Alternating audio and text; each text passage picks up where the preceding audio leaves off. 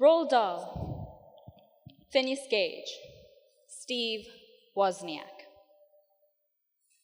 What do they all have in common?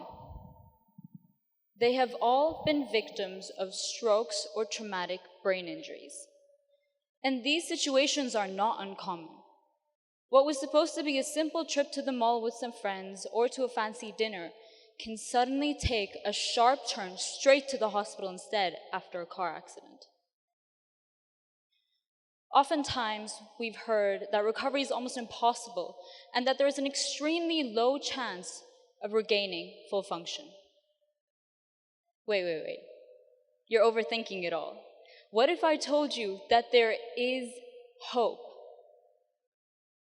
What if I told you that your brain, your most complex organ, the one that's responsible for all your thoughts, emotions, and actions, has the miraculous ability to heal itself even after a significant injury? A very famous actress, Emilia Clark, suffered not one, but 2 aneurysms in the peak of her acting career that left her unable to speak. An aneurysm is when there's a bulge in the wall of an artery. Think of it like a grape hanging off a vine, and it can be prone to bursting. After her first one, for 5 days, she was afflicted by aphasia, which is the inability to speak due to brain injury. Doctors feared that she wouldn't be able to act again. However, she defied the odds by undergoing surgery and recovered, allowing her to star in some of the most iconic movies and shows in television history. This is the unknown power of the brain. Neuroplasticity is the brain's ability to reorganize itself by forming new neural pathways and connections, aiding in rehabilitation. This means that even if a part of the brain is damaged, other parts can often take over those lost functions or even restore them. The brain is dynamic, constantly adapting to our experiences, challenges, and yes, even trauma.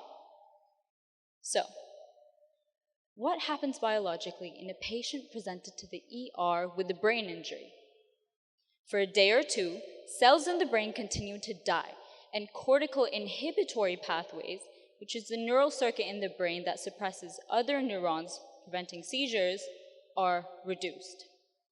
Then, an incredible process occurs: synaptogenesis.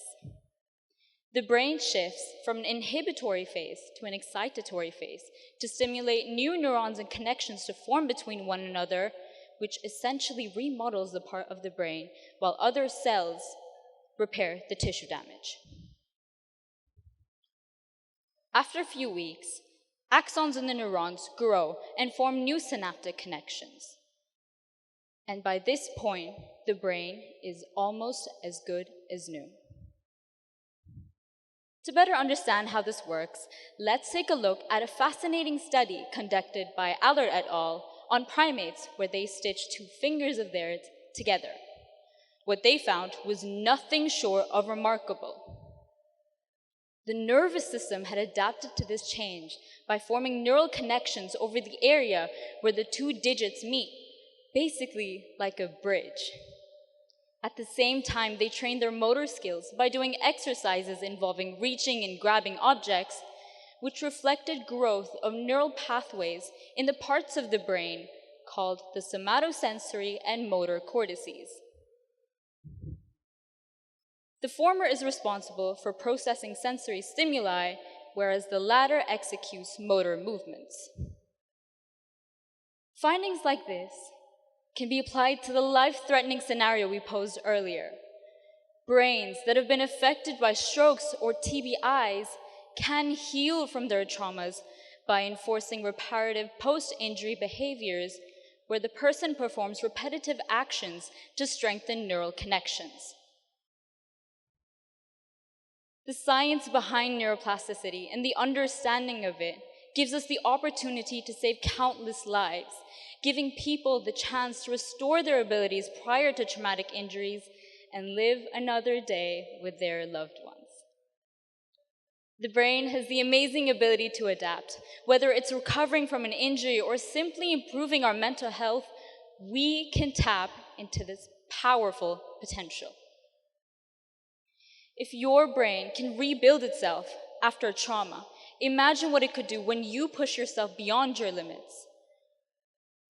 What hidden strengths will you unlock that will not only benefit yourselves, but society and future generations to come? Thank you.